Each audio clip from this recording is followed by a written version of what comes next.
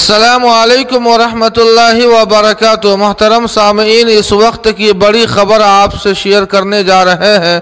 Delhi high court Modi हुकूमत पर बरहम। पूछा, निज़ामुद्दीन मरकज़ खोलने की रट पर जवाब देंगे या नहीं। जी हाँ सामईन, आपको बतला दें कि दिल्ली हाई कोर्ट ने दिल्ली वक्फ बोर्ड की तरफ से निज़ामुद्दीन मरकज़ को खोलने के लिए दाखिल की गई अर्जी पर मरकज़ को जवाब देने के लिए जुमा को 2 हफ्तों का वक्त दिया है। गुज़िश्ता साल कोरोना वबा के दौरान ही मरकज़ में तबलीगी जमात का इज्तिमा हुआ था और ये गुज़िश्ता साल 31 मार्च से बंद है।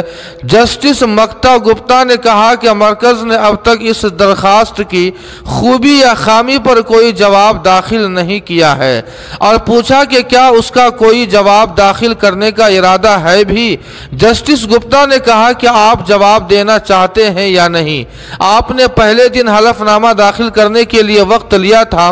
उन्होंने वाज़ेह किया कि मरकज़ की जानिब से इससे कबल दाखिल की गई स्टेटस रिपोर्ट महज रमज़ान के महीने में मरकज़ को खोलने के बारे में थी।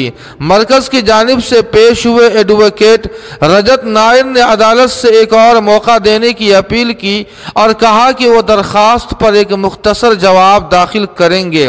अदालत ने जवाब पर रिप्लाई हलफनामा दाखिल करने के लिए बोर्ड को 3 हफ्ते की मोहलत दी है।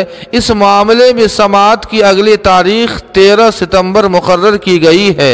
हाई कोर्ट ने 15 अप्रैल को रमज़ान के दौरान निज़ामुद्दीन मरकज़ में एक दिन में 50 लोगों को 5 वक्त नमाज अदा करने की इजाज़त देते हुए कहा था कि दिल्ली डिजास्टर मैनेजमेंट अथॉरिटी के नोटिफिकेशन में इबादत गाह को बंद करने के बारे में कोई हिदायत नहीं है।